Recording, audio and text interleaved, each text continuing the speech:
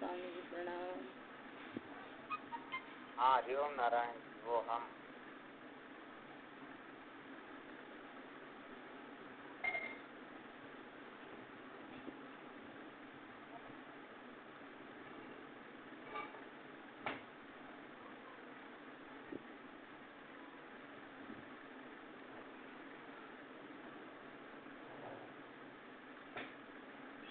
गुरुदेव के कोमल चरणों में प्रणाम, चरण स्पर्श। शिवोहम शिवोम हरिओम नारायण शिवोहम शिवोम।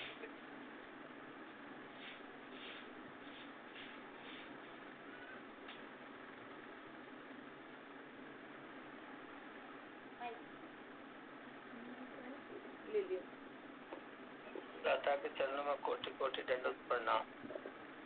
हरिओम नारायण।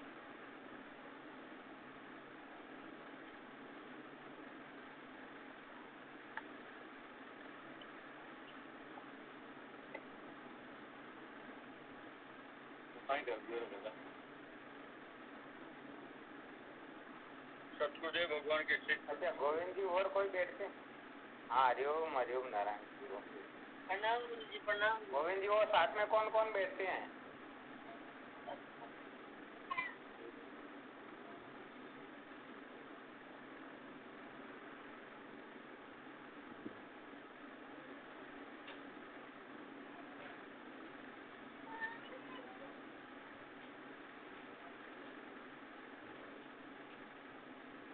फिलहाल तो मैं एक ही हूँ। एक दिन तेजू महाराज आया। हाँ नहीं आया कहीं? हाँ जी एक दिन नहीं आया कहीं? हाँ एक दिन नहीं आया। फिर जो वे कहते हैं बोली मैं उठो करो दूंगा और कहीं पर वे भी कहीं आता है। हाँ चलो अच्छा ही है क्या? कौन तेजू महाराज? नहीं कौन है? हाँ है तो ही है। चलो ठीक है। ये महावीर जी ना ये कहीं कर आजकल कोई जुड़े ही बने कई जान मो तो जानी ना मो भी पाछो वटे थोड़ो घर लेट्रिन बाथरूम में काम चला मैं 2 दिन थी मारू ने धुने आयो लातर जो गाटो जो लेट से दे दो जो मा उठिन जानी ना आयो पाछो। चलो फिर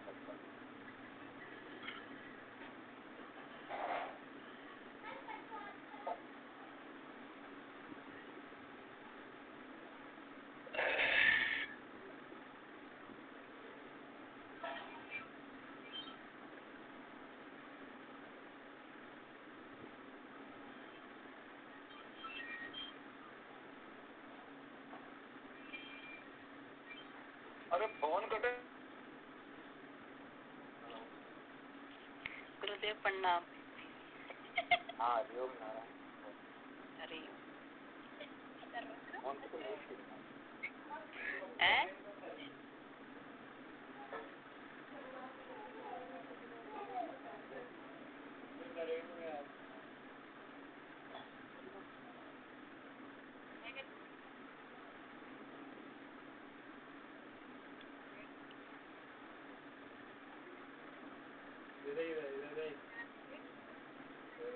कल क्या सुनाया था किसी को याद है?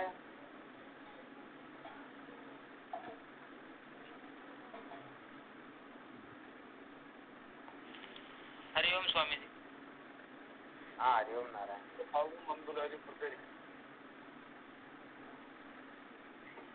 हाँ तो एक बंदा वो आदमी दूसरे बंदे को नहीं खोल सकता, ये राजा को दृष्टांत दे दो।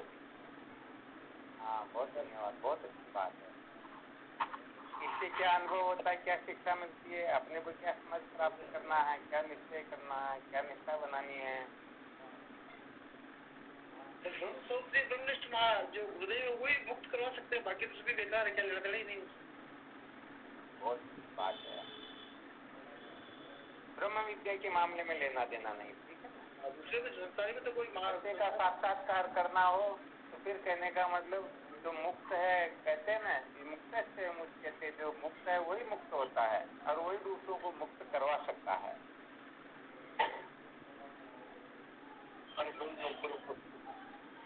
आज दिन में भी सत्संग चली थी इसी विषय पर, वो बहुत अच्छी थी। हाँ फिर भी 4-5 साधक ही जुड़े हुए थे। दिन में तो वो कॉल के द्वारा कॉन्फ्रेंस कॉल करके चर्चा करते हैं, कुछ साधक नहीं जुड़ पाते तो उनके लिए भी थोड़ी चर्चा हो जाती है। इनका कितने बजे हो जाता? 1 बजे से 3 बजे के बीच में कभी भी हो सकती हैं।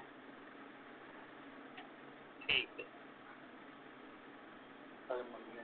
वैसे जो शाम को सत्संग होती है उसी का मंथन करते हैं, उसी के ऊपर और विशेष रूप से विचार करते हैं।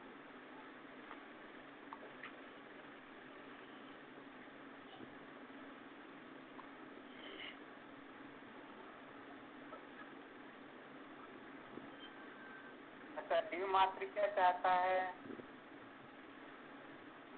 सुख से छूटने की। क्या चाहते हैं? सुख चाहते हैं। दुख से निवृत्ति और सुख प्राप्ति करते हैं। बहुत धन्यवाद, बहुत अच्छी बात है। अच्छा, ये दुख की निवृत्ति क्यों चाहता है?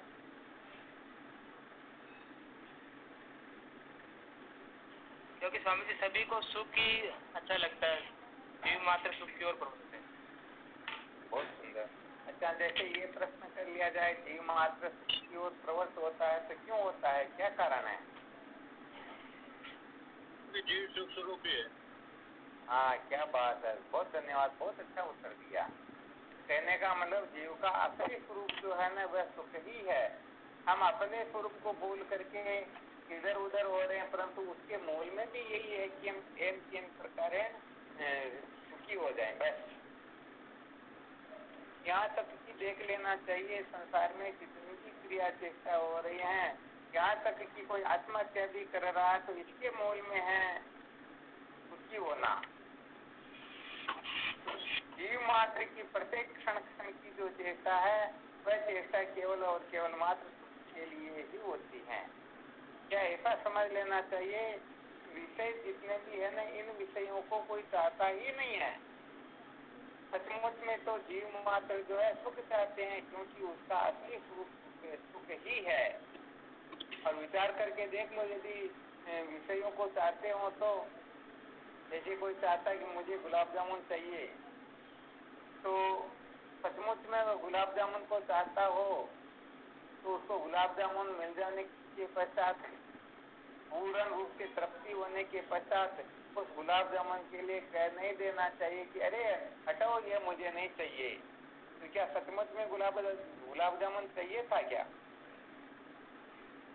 अरे भाई, उनको तो सुख चाहिए था। अब उसकी भ्रांति ये थी कि सुख जो है इस गुलाब जामुन से मिलते हैं, इसलिए वो गुलाब जामुन के पीछे पागल हो रहा था। और जब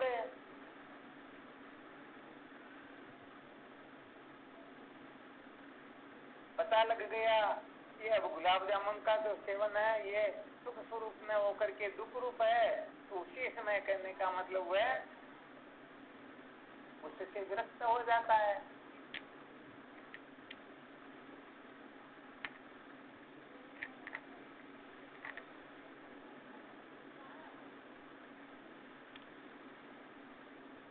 आ गया समझ में?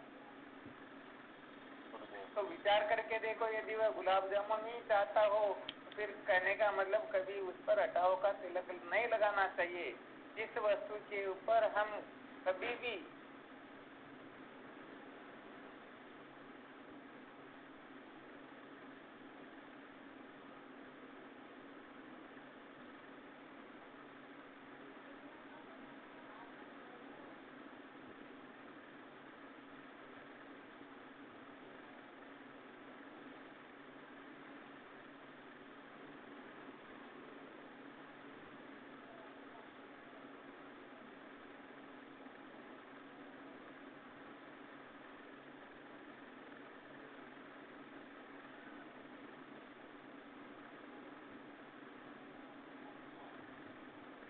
आवाज ना आ रही तो तभी बात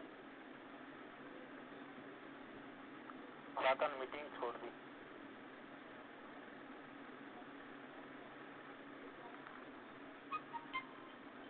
पता हट गया अभी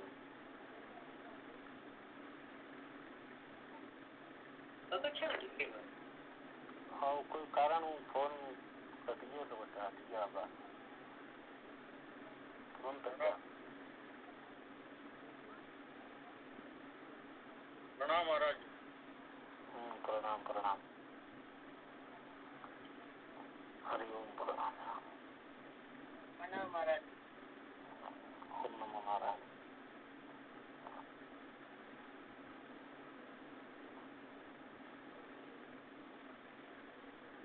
हाँ शिवोहम। हाँ प्रणाम आप। तो क्या होता है, सबसे पहले इस सूत्र को अच्छी तरह से समझ लेना चाहिए। जिस वस्तु के ऊपर हटाओ का तिलक लग जाता है उसमें आनंद होता ही नहीं। अच्छी तरह से इसको समझो, सोने के अक्षरों में लिख लेना चाहिए, अपने हृदय में, अपने दिमाग में अच्छी तरह से निश्चय कर लेना चाहिए। और फिर जागने से लेकर के सोने तक केवल और केवल मात्र यही सर्वाधिक विचार करते रहना चाहिए कि किस किस वस्तु के ऊपर मैं हटाओ का तिलक लगा देता हूँ। तो जिस वस्तु के ऊपर हम किन प्रकार हटाओ का तिलक लगा देते हैं, तो कहने का मतलब ये समझ लेना चाहिए ये वस्तु आनंद रूप है ही नहीं, इसमें सचमुच में सुख नहीं है। ये तो हमें ऐसा ही आभास मात्र हो रहा है, ऐसी प्रतीति हो रही है, ऐसी भ्रांति हो रही है। जैसे कुत्ता हड्डी को चबाता तो है, चबाते चबाते होता क्या है, हड्डी में तो खून होता नहीं। जब हड्डी के चबाने से उसके मसूड़े छिल जाते, उसके मसूड़े से खून आने लगते, तब कुत्ता समझता है कि अब इसमें से खून आ रहा, अब मुझे सुख मिल रहा है। बताओ इस जगह पर कुत्ता भ्रांति में है या समझदारी में है? भ्रांति में। बिल्कुल सत्य बात है। तो बात यह है कि सबसे पहले इस सूत्र को, क्योंकि जो मूल सूत्र होते हैं ना वो कभी भी परिवर्तित नहीं होते हैं। जैसे 2 और 2 4 होते हैं, तो आप इनको चाहे जिस जगह पर हो वहां पर जोड़ो, और चाहे विश्व के किसी भी कोने में कहीं पर भी जाकर के जोड़ो, 2 और 2 4 ही होंगे। कभी 3.25 नहीं होंगे, कभी 4.25 नहीं होंगे, कभी 4.5 नहीं होंगे। कोई कह दे अरे भाई 4 तो इनमें भी आ रहा, तो क्या फर्क पड़ता, पूर्ण कह दे, सोया कह दे, आधा कह दे। तो ये बात ऐसी है कि नियम होता है। नियम कभी भी कहने का मतलब परिवर्तित नहीं हुआ करता, ये थोड़ी विशेष बात है।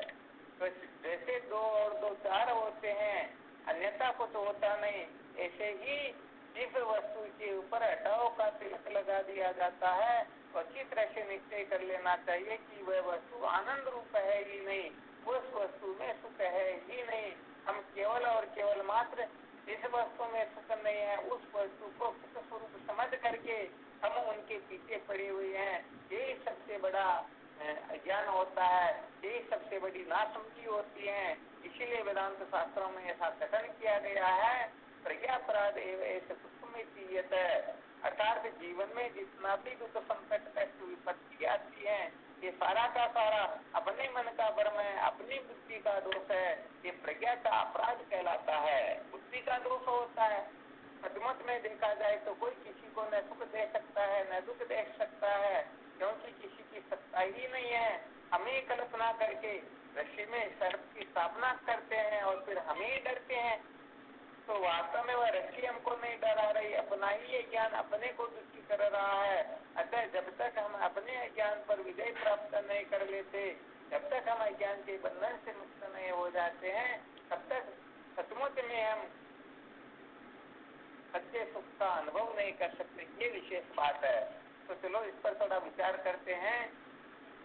तो कुल मिलाकर के मैंने सूत्र बता दिया गया है, जिस वस्तु के ऊपर हटाओ का तिलक लग जाए, चाहे देश हो, चाहे काल हो, चाहे वस्तु हो, व्यक्ति हो, परिस्थिति हो, कुछ भी क्यों न हो, ब्रह्मलोक के समस्त भोग पदार्थ आ गए, जिस वस्तु के ऊपर हटाओ का तिलक लग जाता है वह वस्तु आनंद रूप नहीं होती है, वह सुख रूप नहीं होती है। उसमें यदि हम सुख की कल्पना करेंगे तो सचमुच में अंत में रोने पछताने की सिवाय कुछ भी मिलने वाला है ही नहीं। ये थोड़ी सी विशेष बात है। आ गया समझ में? नहीं गुरुदेव। अच्छा, आप कोई भी विचार करके बता सकते हो, ऐसी कोई वस्तु आपके ध्यान में आती है क्या जिस वस्तु के ऊपर हटाओ का तिलक नहीं लगता है? ऐसे तो गुरुदेव कोई वस्तु नहीं जिसके ऊपर हटाओ का तिलक नहीं लगता। बहुत धन्यवाद। कोई भी हो सकता, इतने जुड़े हुए जिसमें से कोई हो सकता विशेष विद्वान हो, विशेष समझ हो, वो भी अपना अनुभव प्रकट कर सकते हैं। सहजानंद जी महाराज ने तो बता दिया ऐसी कोई वस्तु है ही नहीं जिसके ऊपर हटाओ का तिलक नहीं लगता हो। सही बताया सदानंद जी महाराज ने, सही बताया। सत्य बताया ना जी महाराज। हो सकता थोड़ी गड़बड़ भी हो, इसीलिए देख रहा हूँ कि ऐसा कोई प्रकट करे थोड़ी बहुत इसमें, इस सूत्र में कोई गड़बड़ हो तो अच्छी तरह से विचार करके, निश्चय करके, मंथन करके फिर बताना। ऐसा ना हो कि गड़बड़ घोटाला हो जाए।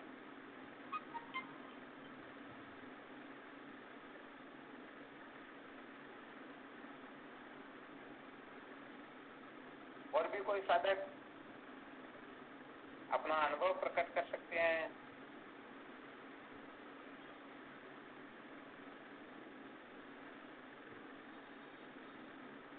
ब्रह्म के अलावा सारी वस्तुओं को हटाने के देखिए दादा स्वयं किस। क्या बात है, फिरोलाल जी थोड़ा आगे निकल गए भाई, बहुत धन्यवाद है। और भी कोई?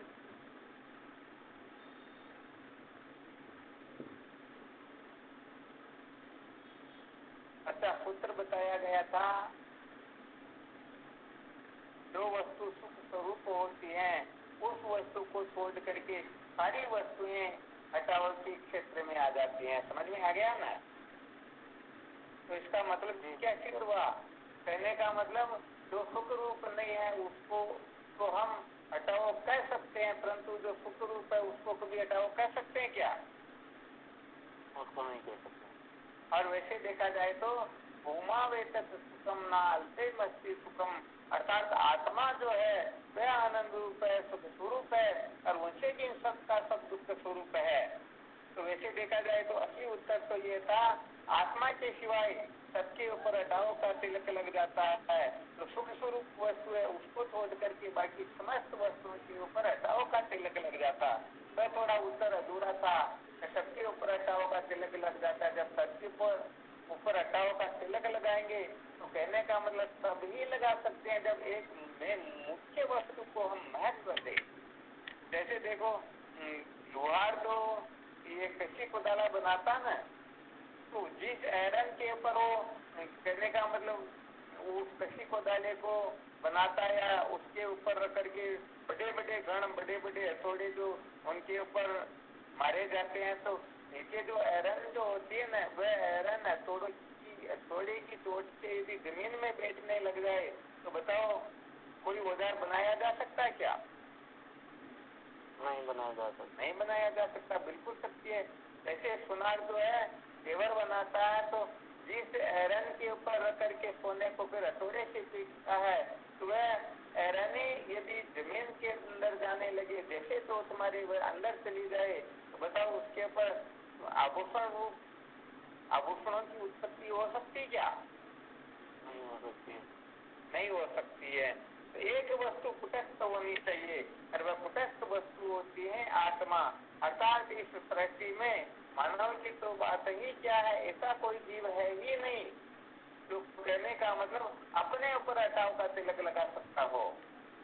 कोई कह दे नहीं नहीं ये तो ऐसे तो बहुत सारे हैं, कहने का मतलब बहुत बड़ी विपत्ति संकट आता तो आत्महत्या कर लेते हैं, तो अपने ऊपर भी हटाव का तिलक लगा देते हैं, परंतु ये बात भी नहीं है, क्योंकि उस समय उनकी ऐसी भावना रहती है कि मेरे प्राण निकल जाए, मैं कहने का मतलब मैं मर जाऊं तो सुखी हो जाऊं। तो बताओ अंत में मूल में भावना क्या है?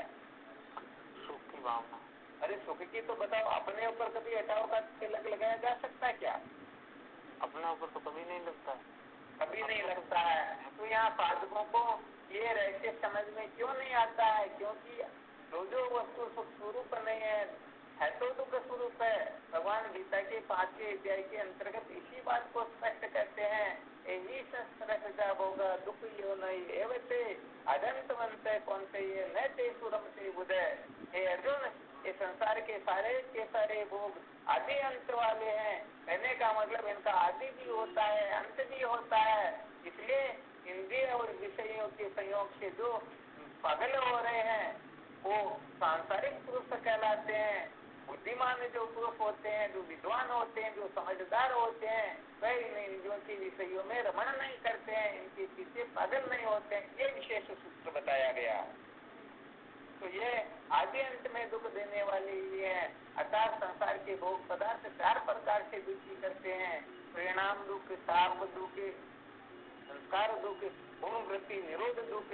इनका कभी विषय चलेगा तब उनके ऊपर विचार करेंगे। अभी तो केवल इतना समझ लो कि संसार का कोई सा भी पदार्थ क्यों न हो, यहाँ पर ये समझ लेना चाहिए आत्मा के सिवाय कोई क्यों न हो, ये प्रत्येक प्राणी को 4 प्रकार से दुखी करते रहते हैं।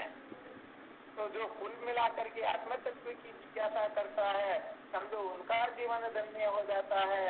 और जो आत्म तत्व को छोड़ करके किसी भी जगह अपना चित्त लगाता है तो अंत में उसे रोने पछताने के सिवाय कुछ भी मिलने वाला है ही नहीं। ये सिद्धांत है, ये समझो खरा टका सोना है, इसमें कोई बदलाव नहीं हो सकता, इसको कोई इधर उधर नहीं कर सकता। ये सिद्धांत है, ऐसा समझ लीजिए। ठीक बात है ना? चलो अब इसको एक दृष्टांत से समझ लेते हैं। जैसे बच्चा जन्म लेता है, छोटा होता है, उस समय केवल मात्र उसे दूध पीने के सिवाय कुछ भी प्रिय लगता क्या? यदि माँ उसे दूध नहीं पिलाती है तो कहने का मतलब रो रो करके क्या हाल कर देता।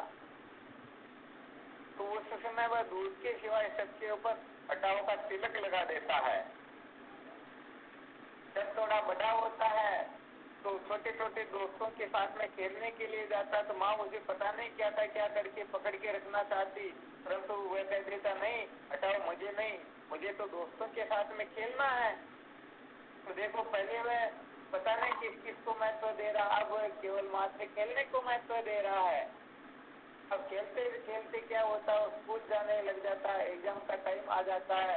उसमें यदि कोई आकर के कहते अरे चल अपन थोड़ा खेल करके आते हैं, तो खेलने के लिए हटाव का तिलक लगाएगा या नहीं? कहेगा अरे मेरे तो एग्जाम आ रहे, अभी मैं नहीं खेल सकता, मुझे तो एग्जाम देने के लिए जाना है। तो देखो खेलने के ऊपर भी हटाव का तिलक लग गया। फिर थोड़ा आगे चले, एग्जाम देने के लिए जा रहा, कोई रास्ते में मिल गया, अरे भाई कहाँ जा रहे हो? एग्जाम देने के लिए। क्यों जा रहे हो? नौकरी लगना। अच्छा मैं तेरे को नौकरी दे देता हूँ, बोल कितने पैसे लेगा? और तेरे को स्थायी नौकरी देता हूँ और तू चाहे जितना पैसा दूंगा। तो बताओ वह एग्जाम देने के लिए जाएगा या फिर नौकरी करेगा? नौकरी करेगा। फिर वह पैसे को महत्व दे रहा, पढ़ाई को भी महत्व नहीं दे रहा। अच्छा समझो पैसे के पीछे पागल हो रहा, पैसे को सब कुछ समझ रहा।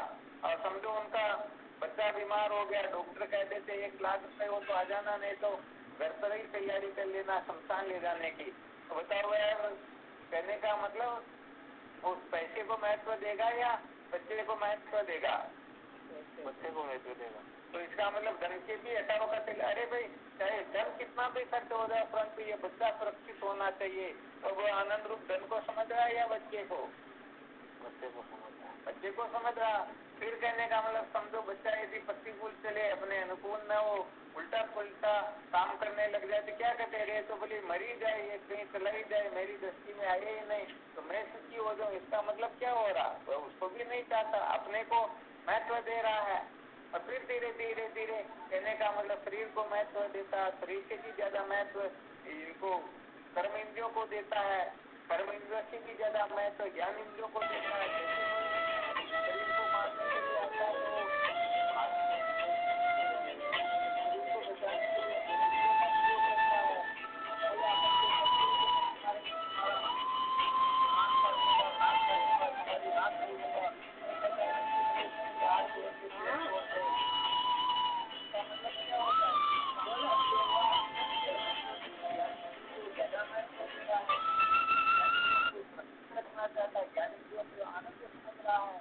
कोई आकर के कह दे मैं तो तेरा मर्डर करूंगा, तुझे बिल्कुल समाप्त करूंगा, तो वे कह देता है भले तू मेरा नाक काट ले, आंख फोड़ दे, कान काट ले, तो तू मेरे को मत मार। इसका मतलब प्राण ज्ञान इंद्रियों से भी श्रेष्ठ है, क्योंकि प्राणों की रक्षा के लिए वह ज्ञान इंद्रियों के ऊपर हटाव का तिलक लगा देता है। और ऐसी परिस्थिति आती, कोई ऐसा असाध्य रोग हो जाता है, सब जगह घूम लिया फिर लिया, परंतु कहीं पर इलाज नहीं हुआ। फिर वह सोचता है भगवान मेरे प्राण निकल जाए तो मैं सुखी हो जाऊं। तो देखो इस जगह पर प्राणों के ऊपर भी हटाव का तिलक लगा या नहीं लगा? लगा दिया, प्राणों के ऊपर भी हटाओ का तिलक लग गया। इसका मतलब सबसे श्रेष्ठ वस्तु कौन सी हुई? श्रेष्ठ जो है अपना आपा, जिसको मैं कहते हैं, जिसको आत्मा कहते हैं।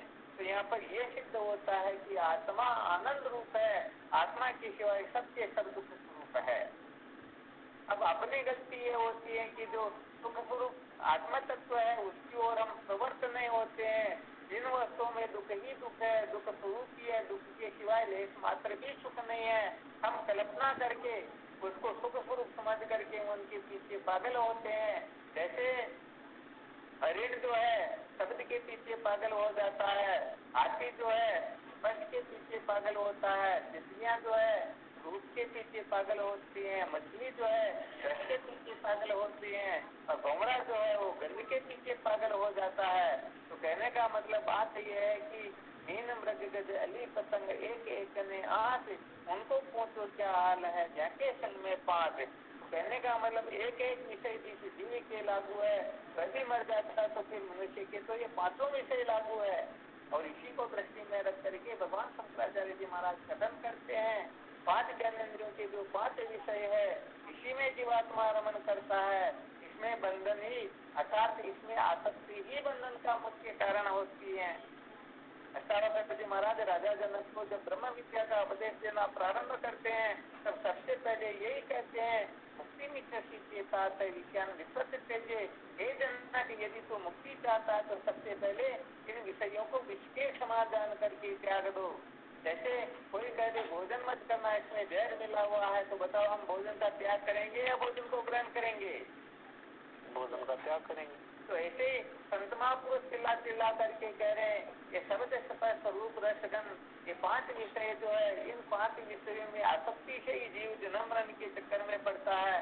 कुल मिलाकर के ऐसा हो रहा कि रात दिन हम इन बातों को सुन रहे हैं, फिर भी कहने का मतलब इन्हीं के पीछे पागल हो रहे हैं। अब पता नहीं कि ये कौन सी माया जिसके ऊपर, कहने का मतलब होता है ना, कोई में यदि बांग पड़ी हुई हो तो उतने लोग ही पागल हो, परंतु यहाँ तो समुद्र में ही बांग पड़ी हुई है। यहाँ पर तो ये वर्षा जो हो रही ये भी बांग की हो रही, इसको पी करके सब पागल हो रहे हैं। तो बात यह है कि सुख स्वरूप आत्म तत्व की जब तक जिज्ञासा नहीं होती है सम्यक प्रकार से, और नामरूपात्मक प्रपंच जो दुख स्वरूप है इसी टूटने की सच्ची लगन जागृत नहीं होती है, तब तक सच्ची बात यह है ये जीव भटकता ही रहता है, दुखों का पहाड़ इसके पर टूटता ही रहता है। ये थोड़ी विशेष बात है। तो शायद इस दृष्टांत से समझ में आ गया होगा। तो भले रात दिन कल्पना करके मुझे फलानी वस्तु मिल जाए, वह समझो मैं सुखी हो जाऊं, परंतु उस वस्तु के मिलने के बाद में जैसे व्यवहारिक दृष्टि से देखा जाए तो जब शादी होने की तैयारी होती है तब कहने का मतलब ऐसा होता है कि जैसे समझो मुझे अनंत कोटि ब्रह्मांड का कोई खजाना मिलने वाला हो, और जब ये खजाना मिलता तो उस समय कहने का मतलब उनके भाव रहते मुझे तो समझो एक प्रकार से कोई चंद्रमुखी मिल गई है, और जब साल 2 साल निकल जाते हैं तो फिर वही चंद्रमुखी सूरजमुखी लगने लगती हैं, एक दो संतान हो जाए तो वही चंद्रमुखी फिर ज्वालामुखी लगने लगती हैं। बताओ संसार का कोई विषय आनंद रूप है क्या? अरे सब वस्तुओं के ऊपर हटाओ का तिलक लगता है, इसलिए जिसके ऊपर हटाओ का तिलक नहीं लगता उसी की जिज्ञासा करनी चाहिए, उसी को जानना चाहिए, उसी को जान करके जीव मृत्यु का अतिक्रमण कर सकता है। इस युक्ति से देखा जाए तो केवल और केवल मात्र आत्म तत्व का जिज्ञासु ही जन्म मरण के बंधन से मुक्त हो सकता है, वही अपने जीवन को धन्य बना सकता है। सचमुच में मानव कहलाने का कोई अधिकारी है तो वह ही है कि बाकी सारे के सारे तो ऐसे ही जन्म मरणादि संसार के अंतर्गत भटक रहे हैं, जन्मते हैं मरते हैं, उनका कोई लेखा जोखा नहीं होता है। तो साधकों को अन्वय व्यतिरिक्त न्याय से विचार करके जो ठीक है उसे ग्रहण करना चाहिए, जो ठीक नहीं उसे त्याग देना चाहिए, क्योंकि अपना कल्याण अपने ही हाथ में होता है। हम चाहेंगे तो बात कुछ हो जाएगी, नहीं चाहेंगे तो कुछ भी होने वाला है नहीं। तो बात यह है कि जो वस्तु दुख स्वरूप है उसे त्यागने का सामर्थ्य होना चाहिए। सबसे महत्वपूर्ण वेदांत विचार में यही है, क्योंकि ये वेदांत का जो मार्ग होता है, ये त्याग वैराग्य का मार्ग होता है, ये भोगों का मार्ग नहीं होता है, ये प्रवृत्ति का मार्ग नहीं, ये तो निवृत्ति का मार्ग होता है। हम कहने का मतलब बहुत भटक गए, अब भटकना हो तो जैसे वशिष्ठ जी महाराज एक बार कहीं भ्रमण कर रहे थे, तो सामने से कोई मंकी नाम का ब्राह्मण दौड़ा आता है। वशिष्ठ जी महाराज कहते, अरे मंकी कहाँ दौड़ा जा रहा है? तो मंकी कहता, भगवान बड़ा दुखी हूँ। अरे तो दौड़ क्यों रहा? क्या दौड़ने से सुख मिल जाएगा, शांति मिलेगी क्या? नहीं नहीं भगवान, ये सामने जो गांव दिखाई दे रहा, मैं वहां पर जा रहा हूँ। अरे भाई क्यों, क्या हुआ?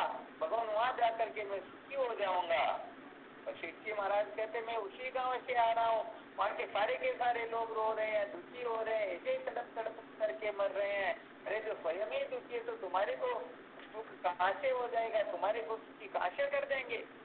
अरे जिनके घर में तो ये भी एकादशी कर रहे हैं, कोई सोचता वहां जाकर के मैं गुलाब जामुन खा लूंगा।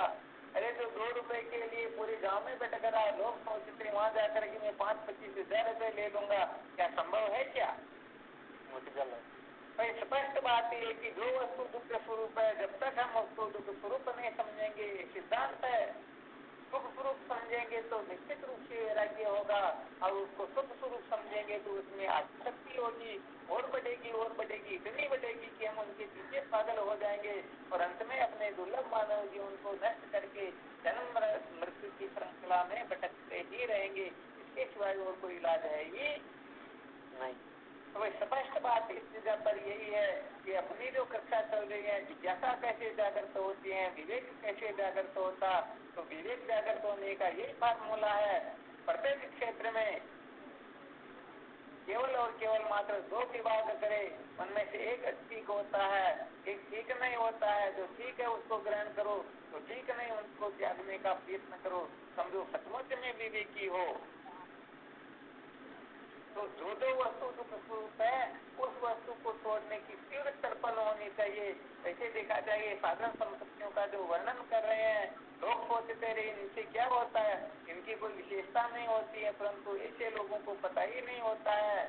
सत्य कहा जाए तो ये श्रद्धा आदि जिन साधनों का वर्णन किया जा रहा, ये जिनमें जितनी मात्रा में होगी उतनी ही मात्रा में वह अपने जीवन को धन्य कर पाएगा।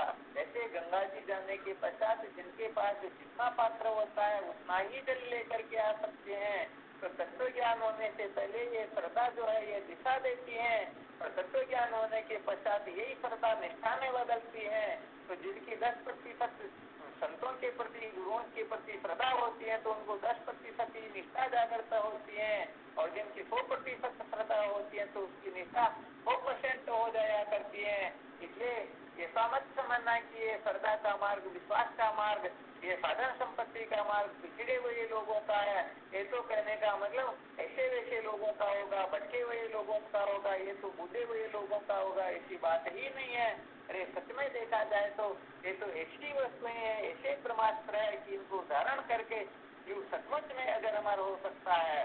अतः अपने मन में कभी कल्पना मत रखना कि हम इसके बिना भी जीवन को धन्य बना लेंगे, सपने में भी जीवन धन्य होने वाला है नहीं। अतः समस्त अभिमानों का त्याग करके, पद प्रतिष्ठा का त्याग करके, सनातन भोग पदार्थों को महत्व न दे करके, ठीक प्रकार के साधन संपन्न होकर के गुरुदेव के सानिध्य में जाकर के मैं कौन हूँ, परमात्मा क्या है, जगत क्या है, ये जीव जन्म मरण के चक्कर में क्यों पड़ता है, जन्म मरण के चक्कर से कैसे छुटकारा प्राप्त होता है, इन समस्त शंकाओं का समाधान करवा लेना चाहिए।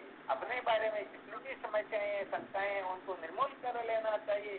तब समझो ये मानव जीवन धन्य हुआ, तब समझो हम कृतार्थ हुए। वरना ऐसा मत समझना ये सब बालकों के लिए है या बच्चे हुए लोगों के लिए है। अरे तो जिनका अंतिम जन्म होता है उनके हृदय में ऐसी श्रद्धा जागृत होते हैं, वो सचमुच में विवेकी होते हैं, सचमुच में साधन संपन्न होकर के ब्रह्म विचार की वो प्रवृत्त होते हैं। तो ब्रह्म विद्या से श्रेष्ठ कोई वस्तु ही नहीं है। ऐसा जब समझते हैं तब समझो अपने जीवन में अब क्रांति आई है, अब कुछ और विशेषता हुई। आ रहा समझ में? इसलिए अच्छी तरह से निश्चय करो, विवेक वैराग्य सत संपत्ति में मुक्त।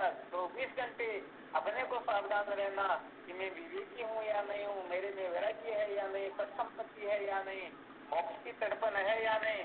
जैसे बिना मतलब कि किसी को जेल में बंद कर दिया जाए, किसी के ऊपर मर्डर का चार्ज लगा दिया जाए, तो वह जेल में रहते हुए 24 घंटे ये कल्पना करता है कब मैं जेल से छूटूं, कब छूटूं, कब छूटूं। तो ऐसी तड़पन जब जिज्ञासुओं के हृदय में जागृत होती है, कब इस संसार रूपी जेल से मैं मुक्त हूँ, समझो, उसी का जीवन धन्य होता है। वरना बाकी तो ये बेचारे ऐसे ही जी रहे मरे, इनका कोई औचित्य नहीं होता है। जैसे चतुर्मास में अनेक कीड़े मकोड़े जन्मते और मरते हैं, ऐसे ये बेचारे जीव जन्मते मरते रहते हैं, इनकी जन्म मरण का कोई औचित्य नहीं होता है। अतः जो सावधान होकर के अनात्म वस्तुओं के ऊपर हटाव का तिलक लगाकर अपने वास्तविक स्वरूप का अनुसंधान करेगा, समझो उन्हीं का जीवन धन्य हुआ। बाकी तो सब मनोरंजन मात्र होता है। ये थोड़ी विशेष बात है। आ रहा समझ में?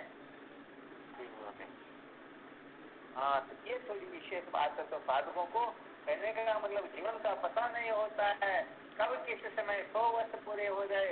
अतः सबको छोड़ करके सबसे पहले सत्य का अनुसंधान करना चाहिए कि मानव जीवन किसके लिए मिला हुआ है।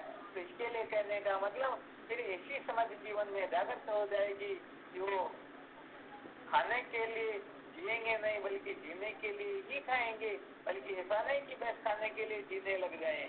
तो धीरे धीरे धीरे समस्त साधन सामग्री उनमें अपने आप प्रकट होने लगेगी। जैसे जहाँ समुद्र होता है वहाँ पर अनेक नदियाँ स्वतः पहुँच जाया करती हैं। तो जो सच्चा जिज्ञासु होता है, जो सचमुच में अविद्या के बंधन से मुक्त होना चाहता है, तो उनमें अपने आप स्वतः ही साधन सामग्री प्रकट होने लग जाया करती हैं। तो निष्ठा बना करके देखो, निश्चय करके देखो, सच्ची जिज्ञासा करके देखो, जीवन कैसे धन्य होता है। अतः तो सावधान होकर के अपने को, अपने जीवन को धन्य बनाना है, कहीं पर अटकना नहीं है।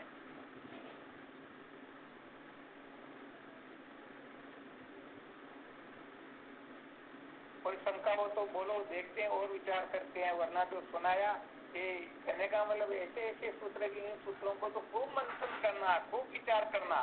और ये विशेष कह देते हैं, ये उत्तम जिज्ञासु की पहचान ही ये होती है कि इन सूत्रों को सुन करके स्वयं हृदय में धारण करने के लिए जो तैयार रहेंगे वही उत्तम जिज्ञासु। ऐसा नहीं है कि इन सबको नोट कर ले, याद कर लिया तो लोगों को सुनाने लग जाए। वास्तव में देखा जाए तो ये संसार तो कुत्ते की पूंछ के समान है। तुलसी क्या समझ आई, स्वान पूंछ संसार, उड़े न माँ की अंग की सके न मूल द्वार। ये संसार तो कुत्ते की पूंछ के समान है। कभी भी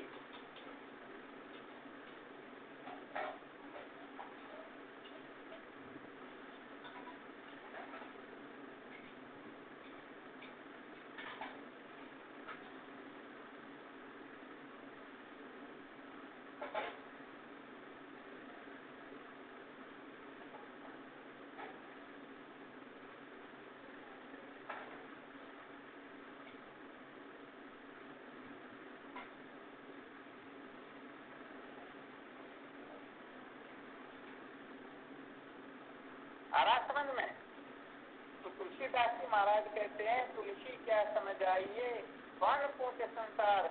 ये संसार जो है ये कुत्ते की पूंछ के समान है। जैसे कुत्ते की पूंछ को 12 वर्ष तक किसी पाइप में रखो, फिर निकाल के देखो तो वह तेजी की तेजी ही रहती है। कबीरदास जी तो यहाँ तक कह देते हैं, इतनी कतनी में कती जितनी बालू रेत, तो भी नकती दुनिया के रतिन जो है। कहने का मतलब सृष्टि में जितने धूल के कण उतनी मैंने कतनी कती, परंतु कहने का मतलब लोग 1% की समझ नहीं पाए। इसलिए सच्चे जिज्ञासु अंतर्मुखी होते हैं, बाहर की ज्यादा परवाह नहीं करते हैं। ठीक है, ऐसा कोई होता तो थोड़ा दिशा निर्देश कर देते हैं, परंतु सबसे पहले आत्म कल्याण को महत्व देना होता है। क्योंकि हम ठीक ठीक समझ जाएंगे तो निश्चय हो जाएगा। जिस संसार को हम खुदाना चाहते हुए संसार तो था ही नहीं। अरे स्वप्न से जगने के बाद में स्वप्न के संसार में जो गड़बड़ घोटाला था, क्या उसको कोई निकालने की चेष्टा करते हैं क्या? तो आत्म तत्व का साक्षात्कार ये जीवन का सार होता है। अतः समस्त साधकों को, क्योंकि अपना अपना यदि कोई सुधार कर लेगा तो समस्त विश्व सुधर जाएगा, और अपना सुधार न करके दूसरों को सुधारने के चक्कर में पड़ेंगे तो ये विश्वास नहीं कि दूसरा सुधरे या नहीं सुधरे, अपना जीवन जरूर बर्बाद हो जाएगा। ये थोड़ी विशेष बात है। तो अपने को समझना है, अपने को सत्य का साक्षात्कार करना है। और इसी के लिए स्तुति माता केवल उपनिषद का मंत्र कहता है, न कर्मणा न परजया न धनेन, त्यागे के अमृतत्व मानसु, न तो कर्म से मोक्ष होती है, यहाँ पर कर्म का अर्थ निष्काम कर्म भी समझ लेना। न कर दिया न संतान उत्पन्न करने से और न धनेन न धन से अमृत तत्व की प्राप्ति होती है। यदि अमृत तत्व की प्राप्ति होती तो सिकंदर तो विश्व विजेता था, उसे भी शांति मिल जाती। तो कहने का मतलब कर्म के धन से भोग से आत्मा तत्व का साक्षात्कार नहीं होता है। तो कर्म धन भोग को जैसे जूते चप्पल को रखते हैं वैसे ही इन तीनों को जो रखेंगे समझो जीवन धन्य हो जाएगा। और कर्म धन और भोग के पीछे पागल होकर के भटक जाएंगे समझो सदा सदा के लिए, तो दुखों के गर्त में गिर गए। ये थोड़ी विशेष बात है। तो अपने को खूब सोच समझ करके विचार करके अपने जीवन का लक्ष्य निश्चय करना है, अंतर्म को होना है, सत्य को महत्व देना। जिस पर हटाओ का तिलक लग जाए उसको ज्यादा महत्व नहीं देना है। कोई कहते नहीं नहीं धन के ऊपर तो कभी नहीं हटाओ का तिलक नहीं लगाऊंगा। अरे उनको कहने का मतलब नोटों के बंडल देते कि तेरे को अलग अलग नोट नहीं गिनना, केवल गड्डियों को गिनते रहना। तो कब तक गिनेगा? 1 दिन 2 दिन 10 दिन 15 दिन? क्या नींद नहीं आएगी क्या? अरे कोई भोजन किया मलमूत्र की त्याग की इच्छा हुई तो कह देगा ना अरे हटाओ मुझे ये नहीं चाहिए, अभी तो मुझे ये करना, खाना पीना स्नान आदि करना, नींद निकालना। तो बताओ हटाओ का तिलक लगता या नहीं लगता? ऐसी कोई वस्तु है ही नहीं। आत्म तत्व के सिवाय सब हटाने के योग्य है। तो समय आए इससे पहले हम हटा दे तो बहुत अच्छी बात है, वरना वह तो अपने को हटाएंगे ही हटाएंगे। समस्त भोग पदार्थ अपने को ठोकर लगाएंगे। वह ठोकर नहीं लगाए इससे पहले अपने को ठोकर लगा देना, ये समस्त साधनों का सार होता है। ये बहुत ऊंची कक्षा होती है, वरना संसार में ऐसा कोई है ही नहीं जो कभी अपने को ठोकर नहीं लगाएगा। भरोसे में मत रहना, अंधेरे में मत रहना। ये कहने का मतलब वेदांत का क्रांतिकारी सूत्र होता है। चाहे आपको साक्षात भगवान नारायण दर्शन दे दे फिर भी आप कह दोगे अरे भाई हटाओ अब मुझे नहीं चाहिए, मुझे तो नींद निकालना है। या 24 घंटे कोई कर सकता है क्या? परंतु अपने बारे में विचार करके देखो, क्या अपने बारे में कभी हटाओ का तिलक लगाया जा सकता है? चाहे जागृत अवस्था हो, स्वप्न अवस्था हो, सुषुप्ति अवस्था हो, तो अपने ऊपर ही हटाओ का तिलक नहीं लगता। आत्मा के लिए हटाओ नहीं लगता, बाकी सब पर हटाओ का तिलक लग जाता है। तो आत्मा तत्व की जिज्ञासा यही जीवन का सार है। इसको जान करके मनुष्य मृत्यु का अतिक्रमण कर सकता है, समस्त दुखों से मुक्त हो सकता, निर्भय हो सकता, जीवन मुक्त हो सकता। तो कुल मिलाकर के आत्मा तत्व की जिज्ञासा करनी चाहिए। हमें विक्रम जाना आत्मान उसे एक आत्मा तत्व को ही जानो, क्योंकि उसको जानने से सब अनजाना जाना हुआ हो जाता है। अतः आत्मा को छोड़ करके जितने भी है उन सब के पीछे पागल नहीं होना चाहिए, उन सबको छोड़ो और आत्मा तत्व की जिज्ञासा करो। ये विशेष रहस्य बताया गया। अब किसी को किसी भी प्रकार की शंका हो या कोई अपना अनुभव प्रकट करना चाहे तो देख लो, वरना हो गया।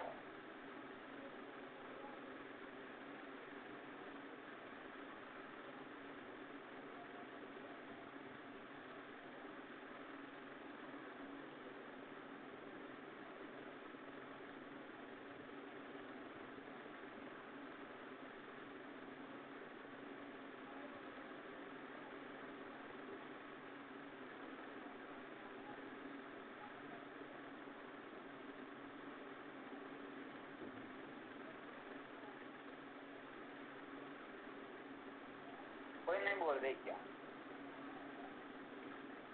अभी तक तो हटाया नहीं, हम हटा करके देखेंगे, हटेंगे अभी तो। हाँ बिल्कुल, विचार करके देखते रहना कि किस किस के ऊपर हटाओ का तिलक लगता। जैसे कहने का मतलब विचार करके देख लेना रूप विषय के ऊपर हटाओ का तिलक लगता है या नहीं। अरे रूप पे क्या कभी आंखों के ऊपर भी हटाओ का तिलक लग जाता है कि नहीं मुझे अभी के लिए नहीं रखनी, अब तो मेरे को आंखें बंद करनी है। तो जब आंख पर भी हटाओ का तिलक लग जाता है तो फिर आंख के विषय के लिए तो कहना ही क्या है? आ रहा समझ में? ऐसे गंभीर चिंतन कर करके देखा तो सत्य को ठीक प्रकार से समझना, अनुभव करना, ये विशेष बात है।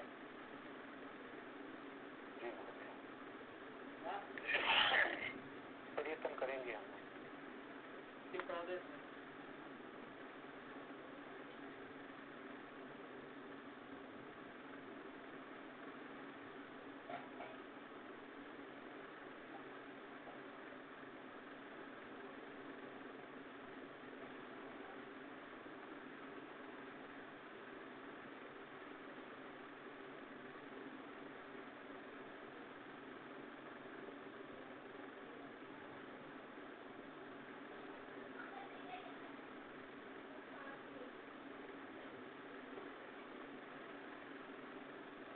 सदानंद महाराज तो कह रहे प्रयत्न करेंगे परंतु दूसरे कुछ नहीं कह रहे। इसका मतलब या तो समझ में नहीं आया या फिर अभी तक विचार नहीं चल रहा। देख रहे हैं 2 4 5 जन्म और ले ले, मजे ले लें, हो सकता फिर मोक्ष हो जाएगी, फिर संसार का क्या होगा।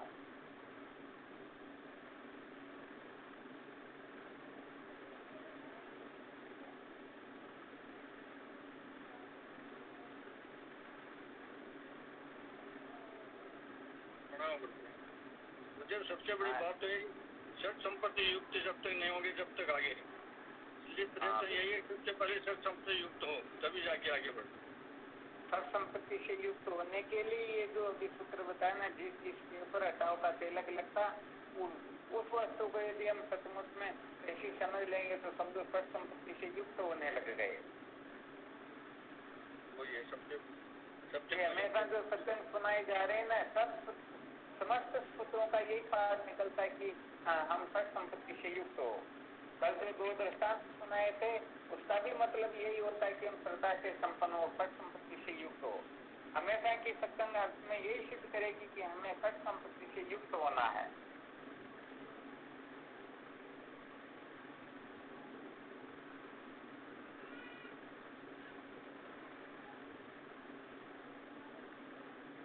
आज जो सत्संग सुनाया वो उपरति के अंतर्गत आ जाती है। कहने का मतलब साधन सहित कर्म सब त्यागे, तो यहाँ साधन सहित कर्मों का त्याग हो रहा। तो जब हम हटाओ का तिलक लगाना सीखेंगे तो अपने आप उनका त्याग होने लगेगा, और जब त्याग होने लगेगा तो फिर हम साधन सहित त्याग भी करने में समर्थ हो जाएंगे। अभी शुरुआत तो करें।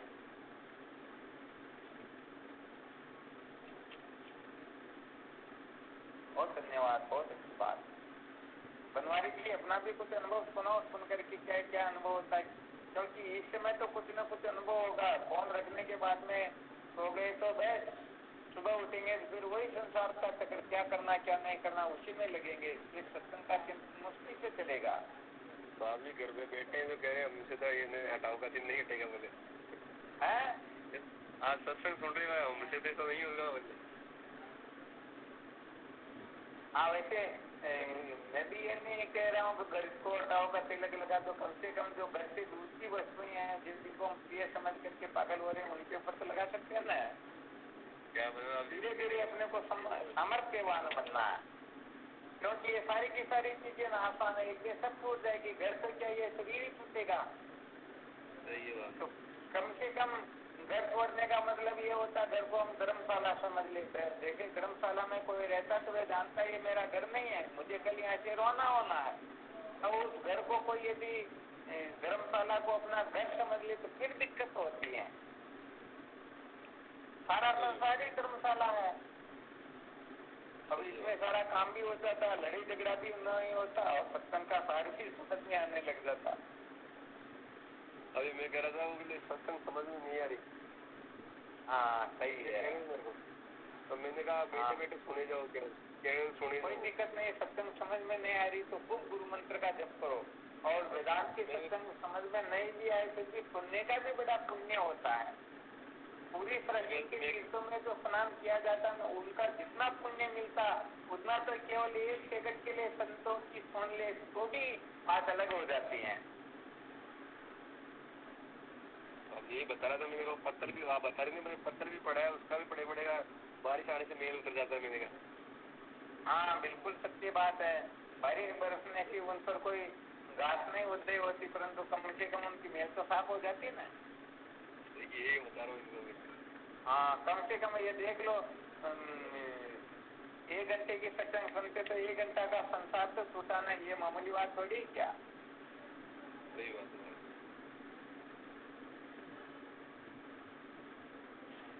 बाबूजी कह रहे घर का पाचा विचार में ही आ जाएगा। हाँ कई दिक्कत को नहीं, ये क्या अनादिकाल से ऐसे संस्कार बैठे हुए है ना, तो एकदम कहने का मतलब वो बात नहीं होती।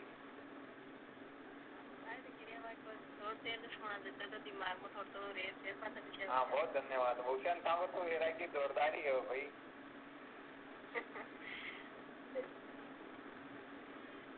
पहले इनको एक शादी जाती थी संत थी, वो कहते रहे तो स्वागन के आभूषण है, तुमको ये पहनना चाहिए, ये पहनना चाहिए, ये पहनना चाहिए, फिर भी ये नहीं पहनते, मेरे को क्या करना? जबकि इनके तुमने चाहे तो 1 किलो 2 किलो सोना ला के भी पहन सकते हैं, इसी इनमें सामर्थ्य है। परंतु कहने का मतलब छोटी मोटी सोने की चीज पहनने, फिर भी इनको अरे क्या करना, क्या शरीर को सजाना, जीवन का सार ये थोड़ी है। तो कुल मिला करके जितने भी सत्संग सुनते हैं उनका फल ये होता है कि हमको संसार से वैराग्य हो जाए, अनात्म पदार्थों में महत्व बुद्धि नहीं रहे, अपना जो जीवन है वो परमात्मा की ओर प्रवृत्त हो जाए, सत्य को जानने की ओर हम लग जाए। यही तो साधनों का सार है। जप करे, तप करे, तीर्थ वर्ष करे, पूजा पाठ करे, कुछ भी करे, सबका फल यही है कि हमारी प्रवृत्ति सत्संग की ओर हो जाए, सत्संग को महत्व दे दे, परमात्मा को महत्व दे दे। समझो हमने समस्त साधनाएं कर ली, बस बात इतनी ही है। तो उनका फल पहले यदि हमको प्राप्त है, जीवन में विवेक है, वैराग्य है, तो समझो सत्संग अपने समझ में बैठ रही है। ऐसा थोड़ी जो अपने सिर पर सिंह उदय हो जाएंगे तब समझेंगे अब सत्संग समझ में बैठी, ऐसा होता ही नहीं है। केवल अपनी समझ बदलती है। पहले रस्सी को सर्प समझ रहे थे, अब रस्सी को रस्सी समझना, इतनी सी बात है। तो क्या जो रस्सी को रस्सी समझता तो उनके सिर में सिंह उदय हो जाते, या चेहरे पर चमक आ जाती, या उनके शरीर से खुशबू निकलने लगती? अरे भाई, जैसा वो पहले था वैसे ही रहेगा। केवल अंतःकरण की जो कल्पना थी वो मिट जाती, बात इतनी सी है।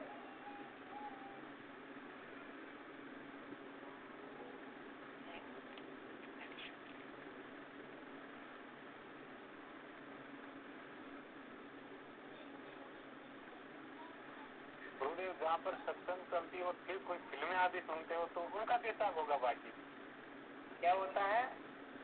जहाँ पर सत्संग चलती हो और फिर कोई मनोरंजन में लग जाए, फिल्म आदि में लग जाए, तो फिर उनका कैसा आगे बाकी?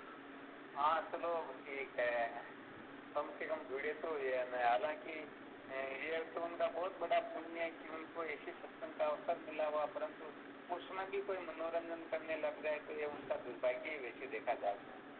राष्ट्रपति मिल गए और फिर भी मुझे करे 2-3 साल पुराना कोई पूछा हो तो मुझे एक तगारी करके चाहिए चूल्हा बनाना, तो वो उसको क्या कहे बोलेगी वो?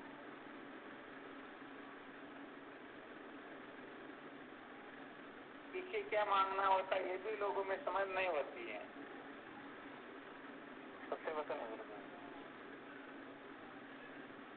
अब समय हो गया, वरना 1-2 दृष्टांत सुनाते जिससे पता चल जाता कि 12 साल तक भक्ति करके क्या मांगा, फिर भी है जैसे कि तैसे, और किसी ने 12 वर्ष भक्ति करके ऐसी वस्तु मांगी तो एक साथ में 3 गुना प्राप्त हो गई। ये दिमाग की बात होती, विवेक की बात होती है। देखते हैं फिर कभी समय मिलता तो विषय चलेगा तो उसके ऊपर भी प्रकाश डालेंगे।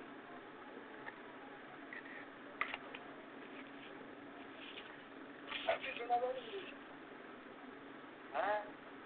अभी सुना दो।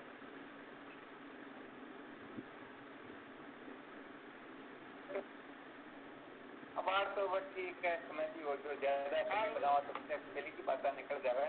इसलिए जो विशेष बना भी वहाँ कोई थोड़ा कीर्तन मन करो, खाले याद करवा जो आप, ठीक है ना? खाले बिल्कुल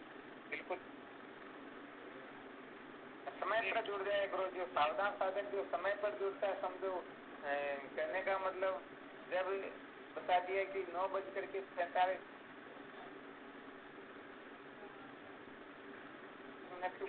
संसार के जितने भी काम उनको जहाँ है वहीं छोड़ देना चाहिए, बस बात ही है।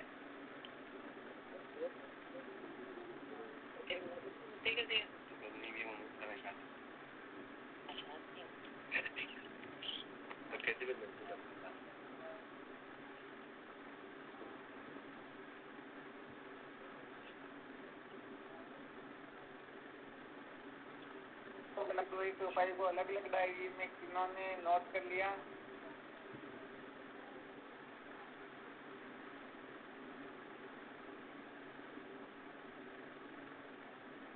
और 24 घंटे गुरु जी आप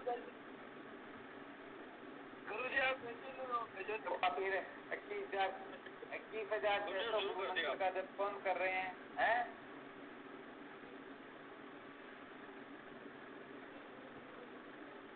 पंजीकरण का विचार संशोधन का पाठ कर, विचार सागर की 3 कर्मों का नहीं करते हो साथ में?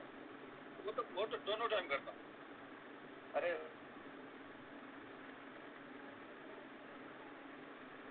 पड़ेगा। बहुत अच्छा, ये सामर्थ्य प्राप्त करने की विधि है।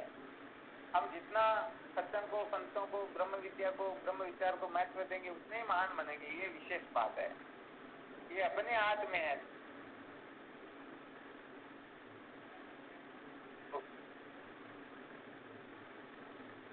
मुझे डंडा लेके पीछे पड़ गए ना आप, कहता कुछ भी करो मुझे तो सुनाना है।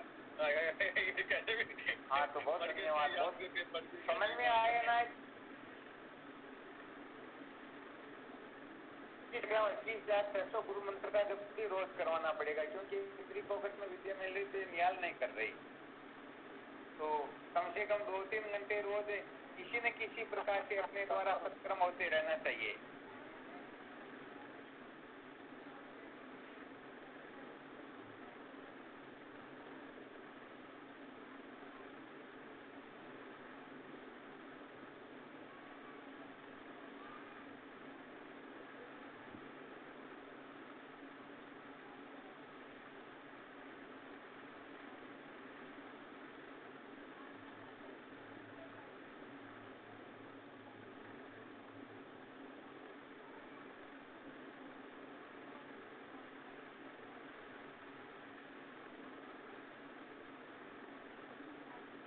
चलो ठीक, फिर करो विश्राम, है ना। प्रणाम। हाँ हरिओम। हाँ शिवोहम, शिवोहम चरण स्पर्श गुरुदेव, शिवोहम, शिवोहम, शिवोहम। ओम नमो स्वामी जी, प्रणाम आपके चरणों। हाँ हरिओम नारायण, शिवोहम। आज महंगी सो गए, क्या बात हुई, क्या जुड़ गए थे? जुड़ रहे होंगे, वो पार्वती के फोन में जुड़ रहे होंगे, पार्वती के फोन में जुड़ रहे होंगे। चलो कोई बात नहीं। अच्छा देवीलाल जी आज लेट से जुड़े हुए। देवीलाल जी सावधान, पहले अच्छे अच्छे सूत्र निकल गए थे। क्या होती है कि 9:45 पर तो सुनाने की इच्छा हो जाती, फिर क्या कि ज्यादा समय लगे तो समस्या ही रहती है, फिर लेट होते तो भी अच्छी बात नहीं है। साधक समय पर नहीं सो पा रहे तो सुबह भी लेट जग रहे, जो 3 बजे उठने वाले वो 5-5, 6-6 बजे उठ रहे, कोई 4 बजे उठने वाला फिर लेट उठ रहा, तो कम से कम समय पर सो जाए तो अच्छी बात है। तो गुरुजी 910 रख दो। हाँ ये सब साधक तैयार हो, मैं तो 8 बजे तैयार रहता, मैं तो 24 घंटे में, आप जब भी कह दो तैयार हो। आप लोगों की मतलब मैं थोड़ा बीमार हूँ।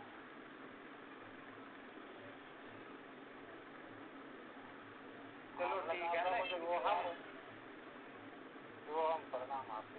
ठीक शिव की बात करेंगे विचार, है ना। वो हम हरिओम नारायण।